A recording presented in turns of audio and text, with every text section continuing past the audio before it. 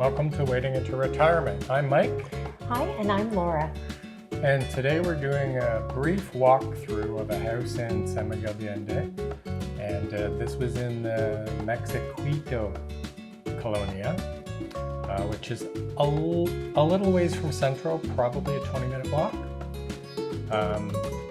But a very interesting house. It is a very interesting house and has a little rental property. You can see the door here. It's completely separate from the main building. And it also had a very community vibe to it. Nice area. Yeah. So this was a nice little reading nook that the owner had built. Reading/writing, if I recall. But nice little room there to sit in. It was a 2-bedroom house, all kind of main floor living until we show you the patio upstairs. And the 2 bedrooms were nice. They were mirror bedrooms on either side of the reading nook, which also had a bathroom for each one of them. The color palette in the rooms is very restful, like the flooring, which was common throughout, and had lots of additional space, both inside and actually outside. You'll see some of the decor as we go into the living room here in a minute, and it was a little bit on the brighter side, but I did like the vibe of this tiny house. Yeah, my initial impression when I walked in was it was not for me, but it grew on me. And looking back at the video now, I saw some things I didn't see previously when I was walking through. And it had some different potential to some of the cookie cutter places that we had seen. One of the big drawbacks, I think, for me was actually the height of the ceilings. Generally in Mexico, we've seen very high ceilinged homes. This one, it was a little bit lower, and I don't know if it was because it really, I think, started out as one floor. Now you're seeing the bright red in the living room, which actually added a little bit of charm. And there was lots of furniture, which I think she was also planning on taking with her. I think we would tend to go more sized for the space. Yeah, it had some new appliances that were just put in for the purpose of selling the house. So those were those light blue. It looks like there was kind of like a little beer fridge and a regular fridge there. And again, it added to kind of the decorative flair that the previous owner had for the property.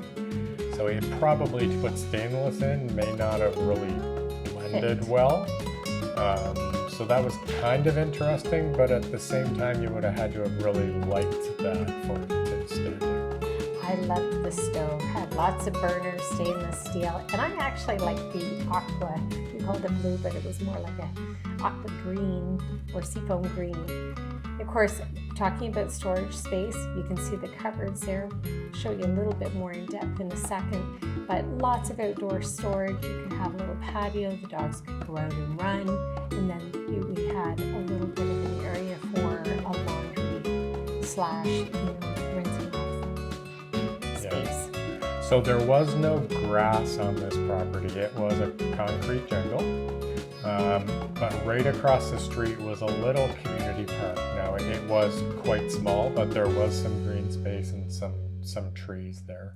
So one of the downsides to this house was it was right at the end of a road, and the main road that circled around San Miguel de Allende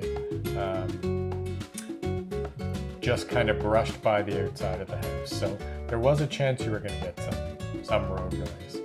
Now we are upstairs on the patio. I loved this area. I have to admit, this was the biggest selling feature for me. That big patio, you could extend the roof line, make more space. They had upstairs water for all of the plants. You could do yoga or exercises out there. And it had a lovely little office. The stairs getting up, you weren't a big fan of. And the view, as you mentioned, before, wasn't all that exciting. You can see a bit of the road in that last picture there too.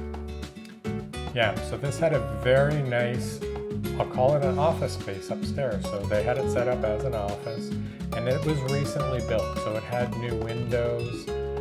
They made a point of closing the big sliding door windows and the door into this area to show how quiet it was and that you didn't get any road noise when you were actually in the office area, which was a good thing for the real estate person to do. You can see some cars there in the background going down the road. So the view was not spectacular at this property.